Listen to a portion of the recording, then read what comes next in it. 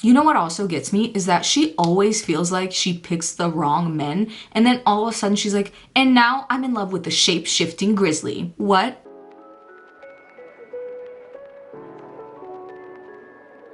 Hey, welcome to my video. If you're from my Instagram, I love you, and if you're not from my Instagram, love you all the same. Welcome to Monthly Book Club, a series here on my channel where I tell you exactly what I read each month and exactly what I rated. So, a few disclaimers before we begin as always. Number one, I'm never here to bash books or authors. I am here to tell you my honest opinion about books that I've read, but I never want to do that in a very mean-spirited way because honestly, reading is just so subjective, and the reason that I might love a book might be the reason why you hate it, and vice versa. And we're obviously both valid in our own opinion. You just never know. Now, one last thing before we begin, I'm gonna pop some pictures up on the screen right now for you so that you're kind of able to tell what my baseline is and why I rate things the way that I rate them. Obviously, this is all subject to change, vibes, my mood, the moon, etc. But if that is the case, I'm usually able to clock my own tea, and I do let you know beforehand. Now, with all of that being said, let's get into the video. Now first, let's start out with the 60-40 rule. And let's do tropes. So I would say that this is a workplace romance. It is also labeled as enemies to lovers. However, I personally would use that term very loosely. It's rivals to lovers, maybe. But that is just my opinion. Anyways, the story follows Jude, an assistant who wants to become an interior designer, and Theo, who is a client of the firm that Jude is working at. Now, he's known as this very hard-ass type of client, and if Jude really wants the promotion, what she needs to do is wow him and make him renew his contract with the firm. Now, this all sounds simple enough, but she's under the impression that he absolutely hates her guts, besides obviously being an extremely difficult client, very controlling, very nitpicky, so it's not as simple as it seems. And the more that they work together, the more they realize that this tension that they feel between them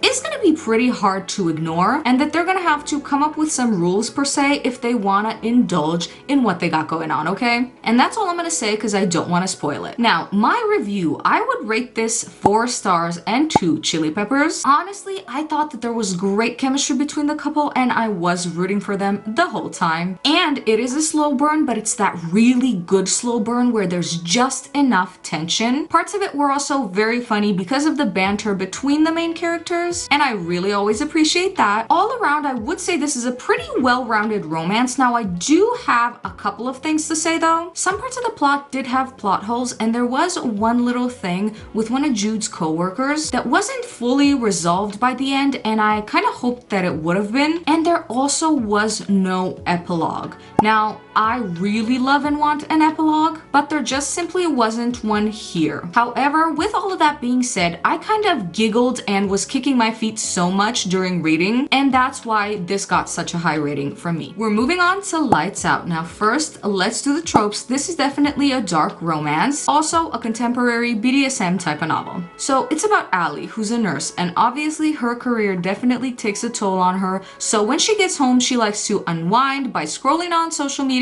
just like all of us. Now, one thing her algorithm has been feeding her recently is masked men doing thirst traps. And now this is the part where we can drop our walls and stop the pretenses because we all know what those videos look like. So Allie, seeing them, looking at them, it definitely does a little something for her. And she has a favorite creator in this category. A man with a ghost mask who uses a fake knife and fake blood to elicit certain feelings from certain people, okay? And now one night she gets drunk and sends him a text message which she thought would amount to nothing. And at this point, Josh, the man behind the mask, takes her message seriously and starts stalking her. And you know what's messed up about this whole situation is that she is totally into it, okay? So it definitely is more complex than that, but I don't want to give anything away, so you have to read this one for yourself to find out. However, my rating obviously is 5 stars, and as for spice goes, 3 chili peppers, which you know from me is a pretty high rating. So what I want to say first of all is that this was definitely an interesting concept, and I haven't read a book too similar to this beforehand. I also like the characters individually individually and also together, I do like their chemistry. I also like that the main female character discovered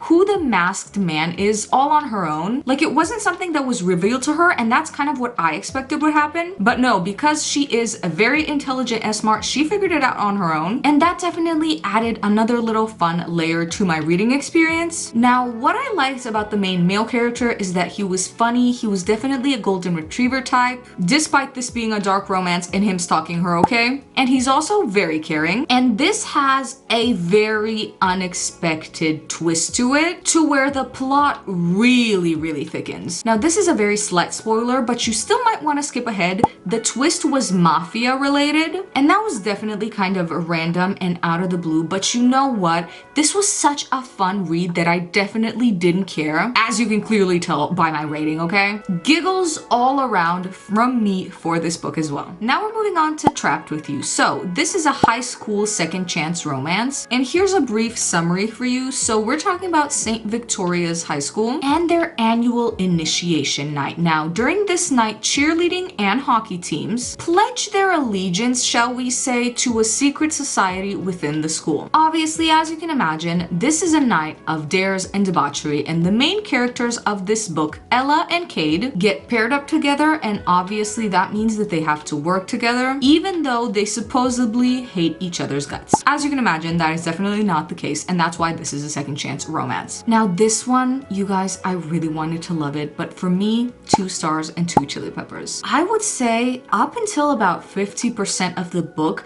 the storyline for me was kind of very much one-dimensional. Basically, the only thing that happens is the initiation night, and also the connection between the main characters, to me, read very much like Instalove, and that is not my favorite. I find myself not really being able to connect with the characters as much or root for them, and that was the case here as well. I feel like later on down the line, the story gets more complex, but at that point, I wasn't really as invested as I feel like I should have been. There were some definite cool plot twists by the end, but they were also kind of over pretty quickly. I wish that they were more spread out throughout the whole book, because I feel like that would have been a more enjoyable experience for me personally. Okay, now we're moving on to the last full review of the video, and we're gonna talk about Holly's Grizzly. So this is a paranormal romance, and it is also a holiday novella. Yes, I am well aware that the holidays are over, but they weren't over for me quite yet, as you're able to tell. I just wanted a little bit more holiday cheer, okay? Can you blame me? So it's about Holly, who went through a bad breakup, and honestly, she's just trying to find herself. And in doing so, she goes on a camping, hiking type of trip, but the weather was definitely not her friend. She gets into a little accident, and she gets snowed in with a burly grizzly named Irving. Now, when I say grizzly, I mean that literally. Yes, like the animal grizzly. More on that in a second, okay? But obviously, considering the circumstances, Irving invites her to stay, and since they are locked up together, they do take the time to get to know each other, and they're discovering that they're both liking what they're seeing. But since Holly just went through a breakup, she's not quite sure if she can trust this, if she can trust her feelings, and Irving also doesn't want to rush her, doesn't want to make her feel like she's falling for the wrong person yet again, and they overall don't want to pressure each other,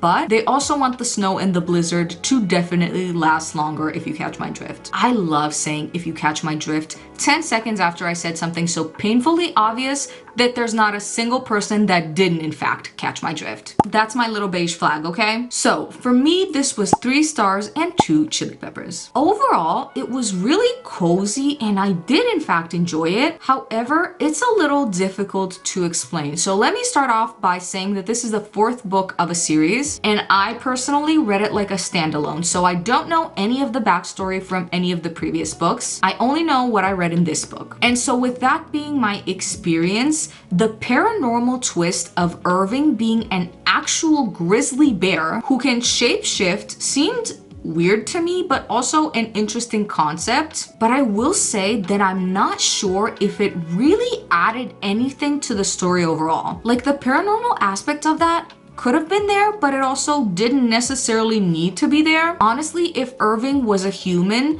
not much would have changed. As far as the overall storyline, you know, like, yes, little parts would have had to been edited here and there for it to make sense, but overall, if Irving was human, the storyline could have been exactly the same. Just two people stuck in a little cozy cottage together, falling in love. You know what I mean? Now, one other thing is that the main female character's friends are supposedly playing a big part in her life, although she did shut them out kind of because of her breakup.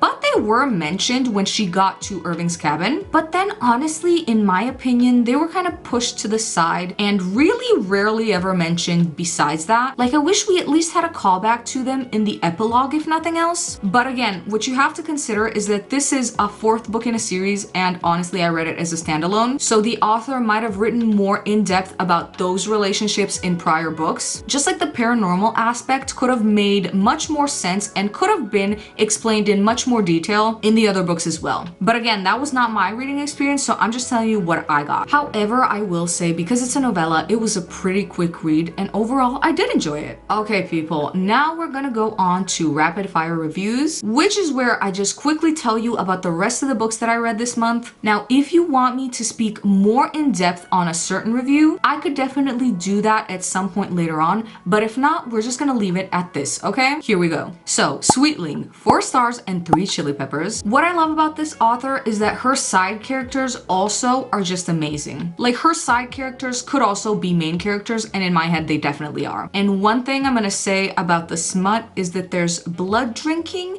and magic invisible toys. That's all. Okay, Grumpy Billionaire Bad Boy, 3 stars and 2 chili peppers. So up until 30%, I really didn't get why they like each other, because they really weren't getting to know each other on a deeper level. Then at around 45%, they do have one deep conversation, but then at 46%, it definitely picks up because a cool twist happens. From then on, the reading experience for me did get better. However, some parts of it were still a little slow, and the relationship between the main couple was very up and down, very roller coaster ride. Next, we have A False Start, coming in with 3 stars and 2 chili peppers. So honestly, I did like it, even though there was a third act breakup, but it wasn't silly, it did make sense. I will say, after the initial chemistry between the main characters wears off, I felt like they didn't really connect on a deeper level either, so it was kind of hard for me to connect to them. Otherwise, I would have rated it higher. Bad Little Bride, 2 stars and 2 chili peppers. So a very similar thing happens here. They really don't connect on a deeper level. They really start getting to actually know each other at like 69% of the book. And even before then, by like 44%,